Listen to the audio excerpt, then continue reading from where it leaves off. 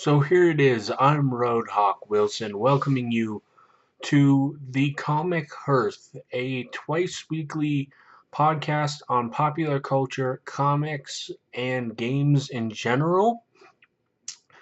I would like to introduce HAKDurbin and GMLynn, who are going to be my guests for this. I do want to mention that we do not own these images, we do not own these concepts.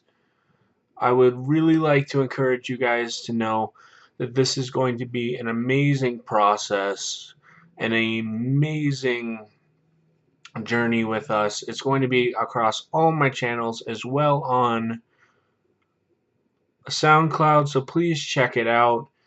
Please check out Hack Durbin's reviews. Please check out GMLynn because he is an up and comer. They are two of the most talented people I know, and truly two of the most interesting discussers I've ever met. Not that discussers is an actual word, but let's make some up. Today we're going to be discussing Thor Ragnarok and Justice League and their impact on their cinematic universes, as well as a review for each. I'm going to start things off with GMLynn. Gage, what do you think of these wonderful additions to the cinematic universes? Hi there, folks. My name is GMLynn. I'm here to talk to you about today Thor Ragnarok and the Justice League, the two movies that came out here this November of 2017. I'm going to talk to you about the importance of them and what they mean in their overall cinematic universes. So, starting with Thor Ragnarok, this movie, it's kind of a movie that doesn't really affect its overarching picture in the cinematic universe. It's its own tale. It's an adventure movie. It has a lot of fun and a lot of heart. And I think that's a good thing about this movie is that it doesn't take itself seriously. It just kind of goes on its own little joyride. Kind of like how Guardians does it. It doesn't focuses on the big picture. We're usually having to deal with, oh, here's another Infinity Stone. Here's something about Thanos, whatever, aliens, blah, blah, blah. This one, while it deals with aliens, plenty of them, it's just a fun movie. You get to go and have fun with it, which I think is definitely a needed thing in the Marvel Cinematic Universe. A lot of those movies focus on having to deal with these Infinity Stones and try to keep track of everything. In this movie, you can go see it as a standalone, have a good time with it. Yeah, you might be a little confused with the Hulk. So, Hulk plays a big part in this movie, for better or worse. While I enjoy the Hulk, I don't really like, how he was portrayed, or especially Bruce Banner, whenever he comes back to Bruce Banner. He's a smart guy. I guess his brain's been fried from being the Hulk for so long, but that is what it is. I think he was still a fun character, definitely needed. Maybe a little bit too much Hulk and a little bit more Banner would have been my preference, but that's why we have opinions. Everybody has a different one. Now, a character that I could not get enough of was Valkyrie, played by Tessa Thompson. She was excellent addition to this movie. She was great, and she brought a lot of spunk, a lot of something that we don't see from a whole lot of these female characters in the Marvel Cinematic Universe, except for Scarlet Witch and Black Widow. All the other ones are damsels in distress. She was just out here, she showed up, she was a drunk, and it was funny. We had great moments with that. And then she becomes this really cool character that can, beat anybody in a fight, Loki, whoever. And the way that they integrated all the characters in this movie was excellent. I really dug that. Jeff Goldblum was funny, maybe a little bit much at times, but he was still a good character. Good antagonist who wasn't the real antagonist, and we have the goddess of death, Hela. She was great. Her name escapes me. Kate Blanchett. There we go. She was really. You could tell she was having fun doing this, but maybe I thought the writing wasn't great for her character because like she looked unbeatable, right? And I'm not gonna get into the spoilers of this, but it was fun. We'll just leave it at that. You guys need to see this movie if you haven't already, but all these characters are fantastic. The overarching picture, it doesn't come into the cinematic universe stuff, doesn't really come into play until basically the after credits, maybe the very end of the movie if you want to get real technical with it. I think that's a good thing. That they didn't have to deal with like the entire universe. Yes, we have a cameo from a character who had a movie recently. Not going to spoil it, but that dude whooped Thor like it was cake. He had no problem beating Thor. And it's not even like they were really fighting. He was just kind of tossing him around and stuff. It was fun. So I'm looking forward to how he's portrayed in future installments in the Marvel Cinematic Universe. And I think if Thor and Hulk and everybody keeps the same tone, it's going to be a really good ride from here until whenever they decide to stop doing it. Now, getting into the other movie, Justice League, I'm a big DC fan. I'm going to put that out there. I'm a big fan of both products. And it's just kind of disheartening whenever a movie like Justice League comes out. It's a fun movie. It's a movie that you can still have a good time with, but it's unfortunate that how it's performed in the box office, which I'll get to later. But let's get to the important stuff. We get to see the Justice League on a screen for the first time in cinematic history. We have everybody together in one picture. And that is amazing. I mean, everybody will up. That's the biggest up about this thing is that everybody's gonna have a great time seeing those people all together. These characters, and the cast is phenomenal. They got a great cast to play these guys, and introducing all these characters. You introduce the Flash, Cyborg, Aquaman. All these characters are fun characters that I can't wait to see what they do with later. It's going to be a fun ride. I hope that they get their stuff together. And I think they will. We had more lighthearted characters in this movie. I would assume Joss Whedon may have something to do with that. I don't know for sure though. How am I supposed to know? I'm not on set. And so we have the low box office numbers that I brought up earlier. I'm just gonna get into this real quick because it's important to how everything is going to go down from here on out in their DC universe. It's really unfortunate that they are going to open up with such a low box office weekend. I think it's estimated to be about 90,000, which is only a fraction of their budget, and that's not looking too good for them. It's not. But the positive thing to pull out of this, that the Warner Brothers as a whole may look at this probably going to be a flop. I mean, that's just the way it is. Maybe not overseas, but at least here domestically. My hope is that Warner Brothers looks at this and it's like, we failed. Now what do we got to do to improve? You have a movie like Wonder Woman, one of the best movies that have come out this year, superhero wise. I mean, there's a lot of good superhero movies out there with Logan, Wonder Woman, Guardians, Thor, Spider-Man. But. And Wonder Woman, to me, is top two out of those, without a doubt. And it's really unfortunate that they went from the highest of highs to, it's not the lowest of lows. I won't say that because there's Suicide Squad and Batman versus Superman. But, they could have done so much to improve, and they didn't. My hope is that they see their failures and they learn from it. They continue to do things that are different and they try to be better. And that's all you can really ask for from them.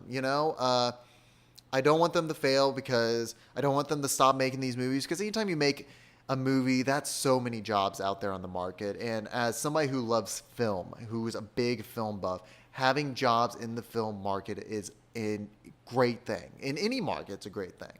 But, I think that they will see these failures and they will learn from them, and hopefully it pushes them in a good direction. Maybe they'll take this and be better about everything else. Really looking forward to seeing what comes out of Infinity War. Whatever DC movie is next, I can't keep track because I feel like they've changed it a few times by now. But I'm really looking forward to see what's going on. I'm wanting to see change. I'm wanting to see some fun movies come out, and it's been good talking to you guys. I hope you had fun, and I will see you next time. And now we're going to be transferring over to HAKDurbin, a person who has over 700 reviews under his belt.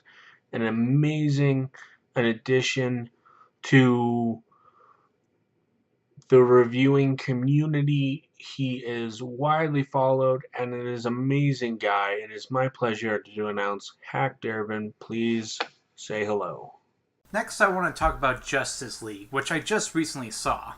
Now, if there's something that I commonly say whenever I talk about the DCEU with someone, it's that as much as I agree that what they're doing is very rushed and will never really compare to what Disney and Marvel are doing with the MCU, there's no denying that there are definitely people there who are giving it their all to give us genuinely good DC products. Whether it's certain editors or writers, or some of the cast like Gal Gadot, Jeremy Irons, and especially Ben Affleck, there are definitely some people who are trying hard not to let the fans down, which makes it such little wonder that all the films apart from Wonder Woman so far are met with such mixed results. So with something as big as Warner Brothers and DC finally giving us a Justice League movie, it probably goes without saying that people have a lot to expect for this film. The end results? Honestly, while it's not a surprise that Rotten Tomatoes is currently giving it a 40% as I am recording this, I honestly think that Justice League is a fairly nice movie. It's not the big movie that everyone is hoping they would get, like Avengers, but what you have is still a fun comic book movie that I think most fans will be satisfied with. To me, the strongest aspect of the film is the Justice League itself. All of the characters in the Justice League are enjoyable to watch in some form or another. Ben Affleck and Gal Gadot probably bring the most heart and serious discussion and exposition as Batman and Wonder Woman. The Flash is a little too quirky at times, but he's still funny, and for the short time that they had, I think the film does a decent job of establishing who Cyborg is and what he's going through. The only character I didn't care for was Aquaman. Now, I'm not saying that to make fun of him, because I think his powers are stupid or anything. No, I actually hoped he would be pretty entertaining to watch. The story is very straightforward, which there has been some criticism for, but I feel that it was for the better in the long term. After so many complex stories and subplots with Man of Steel, Batman v Superman, and Suicide Squad, it's nice that somewhat similar to Wonder Woman's movie, we have a story that's a little easier to follow, and if anything, makes it simple enough that we get right to the Justice League just working together and saving the day. But with so much focus on the superheroes, there's not a lot of time to pay attention to Steppenwolf as the villain. He had some intimidating moments during the first half, but by the second half there isn't that much that made him particularly memorable. Virtually all that there really is to know is that he's after these 3 mother boxes, and he will use them to remake the Earth in his image, and that he's following Darkseid. I hear that he's supposed to be his uncle or something, but that's really it. But again, that sort of works to the film's advantage in just giving us a much more simple story than we've been given in the past. But even then, the story does have some considerable plot holes and has scenes where it feels a little jumbled. Again, like when they tried to explain things about Aquaman and how they decided to do something concerning Superman's death that I felt defeated the purpose of what we see at the very last shot of Batman v Superman, which is a bummer. The action in the movie is okay. That is to say that I enjoyed some of the action scenes, like Batman using his wall crawler, I think it's called, or Wonder Woman and the Flash kicking butt and things like that. But I felt like they could have done a little more with the action. Like seeing more of Cyborg fighting the parademons, as opposed to using certain machines to do what he wants. Also, the climax is set in what is basically a ghost town. We don't see a lot of people outside from just this one family that the film chooses to focus on throughout practically the majority of the movie.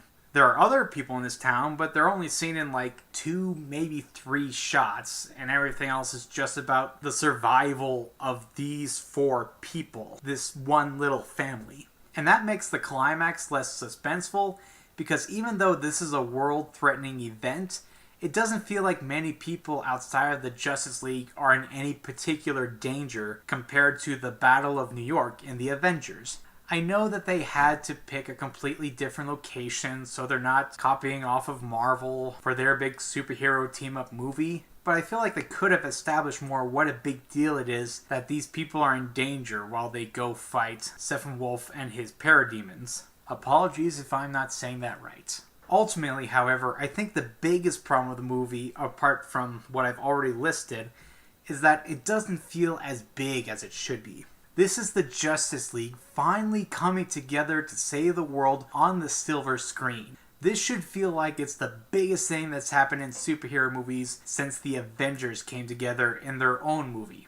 But as fun as the characters are, and as great as it is to see them saving the world together, it just doesn't feel like it's as big of a deal as it could have been. I get the feeling that they intentionally did this so that we wouldn't really get the big Justice League movie that we want until the second Justice League movie, where we will finally get Darkseid.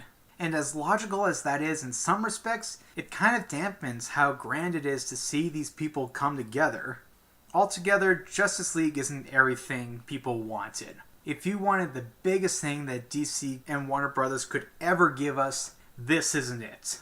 Anyone who's hoping that they give us something as big as the Avengers or Civil War or films like that is probably going to have to wait a little longer until the next Justice League movie. But if you're like me and you want to come to this movie knowing that it's not going to be as good as the Avengers or Civil War, but it's still fun to watch with these characters interacting with each other, fighting to save the world, you'll have a nice time. I'm not as glad that I saw it as I was with Batman v Superman or Wonder Woman, but it's something that I'm glad it turned out to be at least passable. I give it a 60% out of 100. And strictly speaking, as someone who has not seen either of these movies yet, I'm eager to understand better what it is that makes these movies so great. As this was a spoiler-free review, we have to appreciate the fact that these 2 commentators have done a great job of really capturing our attention and making some solid points. If you made it this far, please let me know. Use the hashtag Justice League or Thor Ragnarok, or hashtag Thor Ragnarok, hashtag Justice League. We appreciate you for coming out, for supporting this podcast, and really and honestly making an impact on our channels, on our careers, and we can't thank you enough. I'm Rhodehawk Wilson, your moderator, your guide, and again, I want to thank HAKDurbin and GMLynn for really helping me out and making this a reality.